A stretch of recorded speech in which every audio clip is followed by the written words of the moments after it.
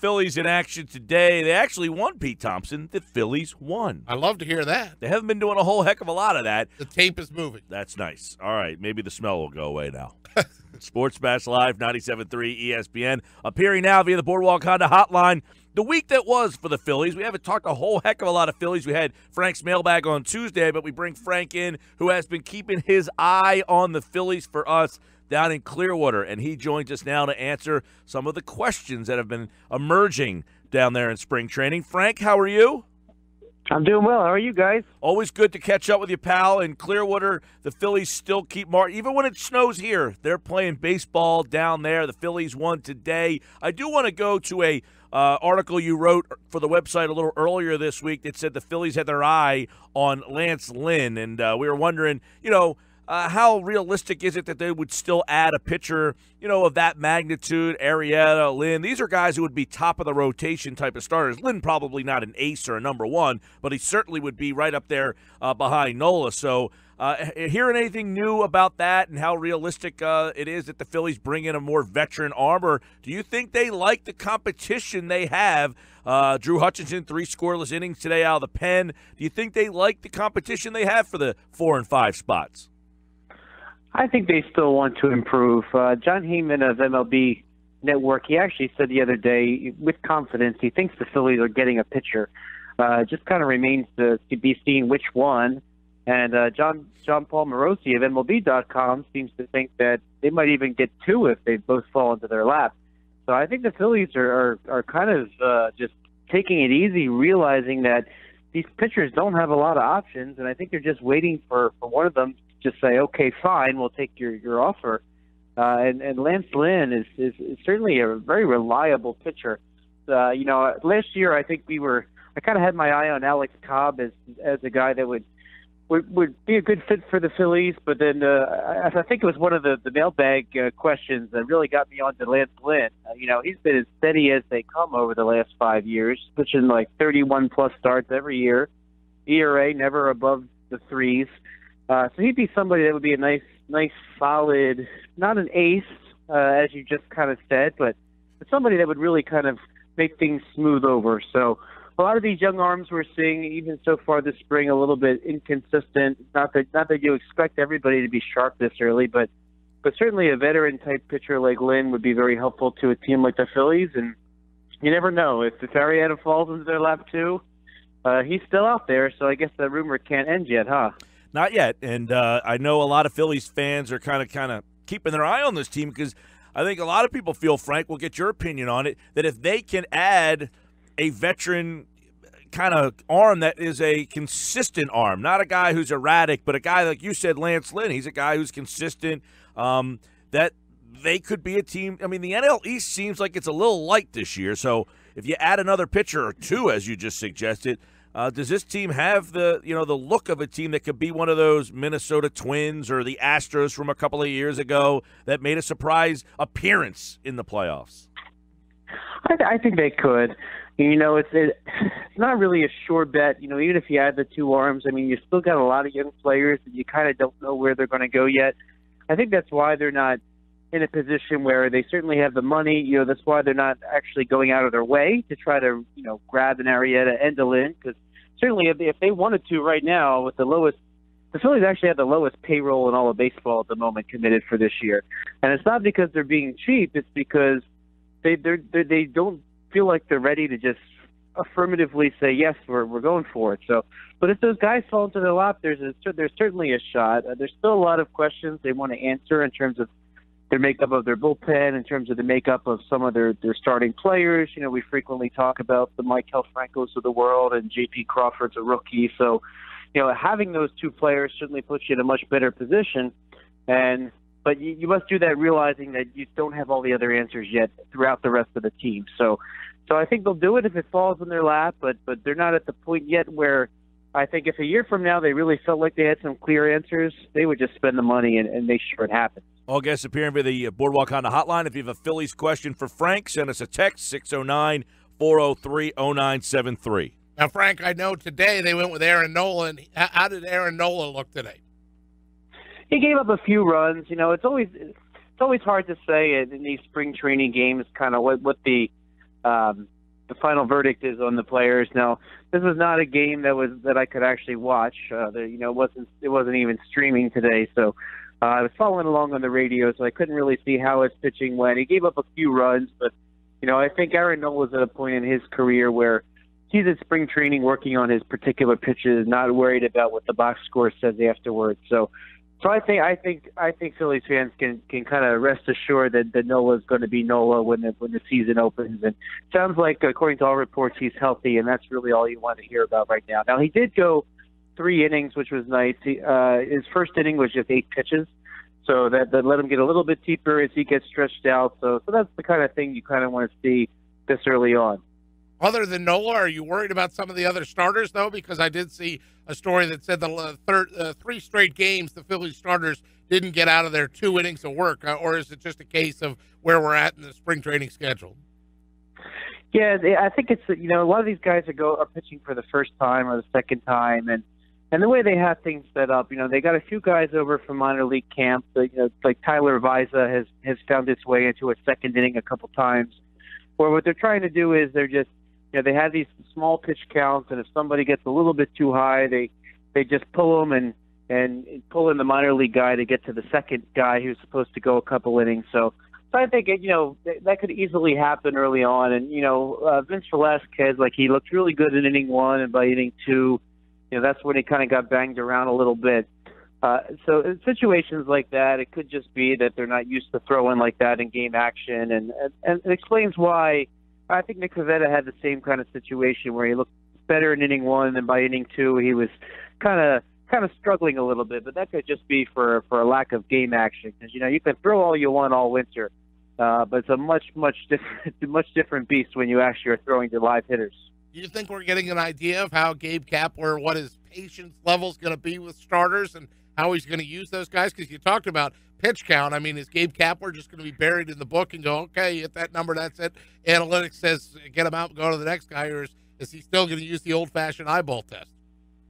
Yeah, I think they're looking at the numbers very, very carefully, and I don't think that at this point, especially early, they have Rick Kranitz as the pitching coach, and Jim Gott's been working with the pitchers in the bullpen as well. And they have Chris Young, the assistant pitching coach, and all 3 of them they certainly have their notes. That's one thing you can tell. They all have their notes. I think they're all ready to pull the pitchers when it's time to pull the pitchers, and that's why you don't really even see them say, all right, well, he's got 2 outs in the second inning. Do we want to just get that 1 extra out? At this point, they're kind of sticking to the book right now, so it's a little bit more predictable, but we'll certainly see what Kapler will do when we actually see some meaningful games once the season starts, and that might give us a better sense of what Gabe's going to be doing in that regard. 9-2 Phillies beat Tampa today, by the way. Aaron Nola threw. He got 3 innings, 2 earned, 2 strikeouts for the Phillies. Scott Kingery has been, a nice surprise. He hit at the top of the lineup today, but we don't anticipate him sticking around to make this team moving forward here. But, Kingery's a guy. Do you think that after that 1 month, that's the service time month that they got to kind of sit out a la Chris Bryant a few years ago, do you think that he'll be up sooner than later, or do we not anticipate seeing him till maybe after the All-Star break or maybe as a September call-up? Well, he hit his 3rd home run of the spring today, which is kind of a lot this early. But Kingery, I don't think he could. I think if he hit 7 home runs the rest of the way, I don't see him coming up before you get to probably at least June or July. And for that to happen, I think you're going to need to see that somebody in the major leagues has struggled, somebody is injured, that some opening in the infield occurred by a reason that has nothing to do with his performance. So I think he's there in the minor leagues unless they absolutely need him. And honestly, I think if there's a situation where somebody is injured in camp and they need another infielder, I wouldn't be shocked even if the Phillies still kind of kept him down at AAA to start the season. So I would give it at least till June. I don't know if it's going to be you remember a few years ago, Maikel Franco, they literally waited till the day after he would have gotten extra year service time. But Kingery, I think they want to see him get 400 at bats, AAA total. He only had about 265. So I don't think what he's doing right now matters, other than they're just sitting there thinking, oh wow, we get a nice player for later. Hey, we talk a lot about the competition at the back end of that rotation, and whether they bring in a guy. But right now, Mark Leiter struck out 5 in 2 innings the other day. Eflin, who gave up a couple of home runs the other day. You talked a bit about Pivetta. Do you have a feel on who are the leaders at the early stages because right now, if you would have a rotation, I think it would be Nola, Eichhoff, Velasquez, and then question marks. I think right now Mark Leiter Jr. is turning some heads. I think he has really impressed Gabe Kapler, and I think even Kapler's thinking about him as somebody who might even consider being in the bullpen and getting some higher leverage situations. Kapler had some comments the other day that basically that just thought that Leiter was just focused. He's not scared. And the strikeouts speak for themselves. I mean, even though it's a spring game, I mean, he's only pitched 4 innings and he struck out 7. And I saw him pitch down in Dunedin for the opener, and he was pretty impressive. He looked pretty impressive for that start. Pardon me, he didn't start, but he came in and pitched the starters, usual 2 innings. I don't know if he's going to start, but I think Leiter is making a mark, but he might have to start if nobody else really steps up. I do want to add, I think Jake Thompson might have pitched his way out of consideration already. Yeah, he actually came in the 8th. It was really weird, like a mop-up inning the other day at the end of a game, which seems a little surprising because normally the people that are up for a starting role, you slot them back to back and they each throw their 2 innings, then they each throw their 3 innings. But to see Jake Thompson come in at the very end of a ball game the other day was a little surprising, and that's somebody I kind of don't know what happened to, but Lively's looking pretty good. Eshelman's looking really good. Leiter's looking really good, and even to a certain extent Pivetta, even though he's given up a couple runs. So I think Pivetta's got an arm that can be molded into something, and we'll see what happens because if the Phillies do add a couple starters, I mean, I could see Pivetta being a guy that other teams would be interested in taking a shot at to get that arm onto their rotation. Because you look at a team like Tampa Bay, who they played today, teams like that need arms in their rotation now. So I think he could play into something. I personally would like to see the Phillies actually give Pivetta a shot as a reliever because I do think he's got a nice arm and usually. Unfortunately, usually the bullpen's made up of failed relievers, but as we see, if you can actually craft, a solid bullpen arm these days, certainly valuable in today's game.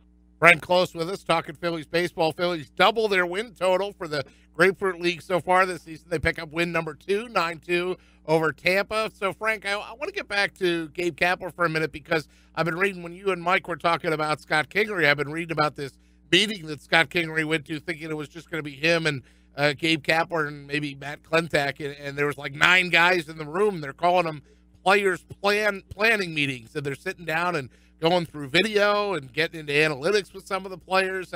I guess Kapler is really big on this communication between trying to communicate with his players in different ways, and he even used the word empathy. I mean, when's the last time you heard a baseball manager say, "I have empathy for my players"? Yeah, I would say it definitely has a different look, and even the way that they've approached putting together this staff. Is Kapler's good old buddy Sam Fuld. Now he was kind of hired in a role that you might consider to be a front office role. His title is Major League Player Information Coordinator, but he's out there wearing number 87 and working with players too. With that communication, so I think they're basically trying to maximize every opportunity they have to have eyes, have ears, and literally be physically involved with the players because Sam Fuld was up there working with these players. So the meeting with all these people in it, you got to wonder if that's a little bit overwhelming to a young player like Scott Kingery, but really, they're putting all hands on deck, and I think they're really committed to this process. Not to steal a word from the Sixers, but they say they have a clear plan, and they plan to see it through, and they're trying to use every cutting edge opportunity that's out there in the off season. They put advertisements out looking to hire people with PhDs in mathematics. Usually you don't see baseball teams looking for that. But so this is kind of the cutting edge, and really at this point, all we can do is see where it goes. I guess last year, Kingery's only meeting last spring was when they called him in to say, you're going down to the minors. Good camp, have a nice season, So this was totally different for Scott Kingery. I would say so. Yeah, Sports Bash Live, 97.3 ESPN, the Phillies continuing spring training.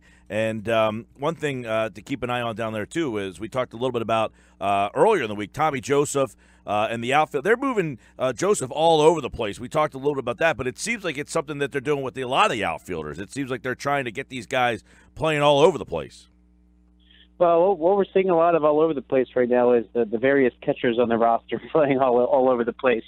They've had Matt McBride in left field. They've had Matt McBride at first base. They've had Nick Rickles at first base. They've had Logan Moore at first base. I think part of it is simple utility. To use the word exactly as they mean, where you get to the later innings, they need to fill these positions. They're down Will Middlebrooks in some cases, but yeah, for Tommy Joseph, I think they're just really trying to help him however they can. Stick in the major leagues. Now, clearly, he didn't do enough for them last year to make a statement to kind of make himself the first baseman of the future. And now that Carlos Santana is on board, in addition to Rhys Hoskins, he has no clear spot. But it's nice that they're doing this for Joseph. There's a report out I saw the other day that Joseph might have had some opportunities to play in Asia. As we saw in the past, a guy like Darren Ruff, who kind of a quadruple A player, can go over to the Korean baseball organization and he can make $1 million, and make a nice life for himself.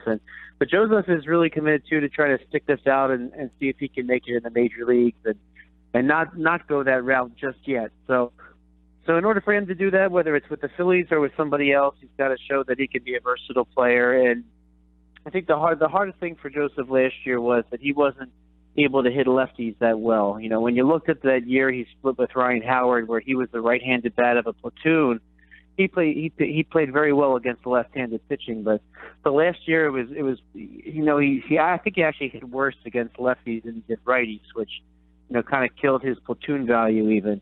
So the Phillies are doing what they can to give him all the opportunities they can. He's been hitting very well so far in the early going in spring training, and you never know. He could end up sticking. He could make a statement and end up sticking as a bench bat. But if he's going to be a bench bat, you can't carry him if he's just at first base. And the same thing goes true for some of the other players as well, because if they take an eighth pitcher in the bullpen, then you need whoever is your backup infielder to be your backup outfielder too. So Roman Quinn played some shortstop, and I think the Phillies are hoping that he can return to that position, which was the position where they originally drafted him, and just to give them some options. So although I will say, switching Hoskins from right to left to right to left, that's something new.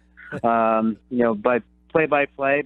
And we saw the Orioles do it last week, where literally Ruben Tejada and Luis Sardinas, I think every inning they went back and forth for the first 6 innings. So I think that's something else that's kind of becoming new, where they want to have the players see different angles in live game action back to back, so that they can be ready to do that if they're going to be on a bench. Frank, if we're talking the outfield, should Phillies fans be concerned about Odubel Herrera and his sore shoulder?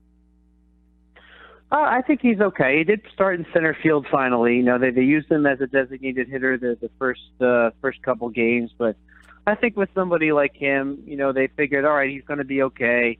In the meanwhile, we'll get some extended looks at the likes of Roman Quinn and Colin Cowgill in center field and Aaron Altair. So certainly they have guys they need to see. So in the early going, if they need to take it slow for a guy like Herrera, then that's what they're going to do at this point, just because they have the luxury to. I think they know what they have with him, so at this point they're just trying to make sure that he's nice and healthy, and the fact that he was out in center field already, I think that's a good sign. Frank Klose, at Frank Klose on Twitter, you wrote earlier this week about who will lead off. Do you have a better answer yet? I have no idea what Gabe Kapler's going to do. So, Cesar Hernandez finally did bat lead off once, so maybe that's a sign. But But yeah, I think this whole lineup's going to be a wild card until we actually see what happens on March 30th when the Phillies take on the Braves in Atlanta. All right, Frank. Phillies back in action as the spring training portion of this season continues. They are down there in Clearwater, and of course, Frank Klose at 97.3 ESPN. Frank will be heading back down there. On the 9th? You heading back down? I'll be heading back down on Friday morning. Friday morning. Frank is back in Clearwater. You lucky dog, you. All right, pal. Take care. Have a good one, guys.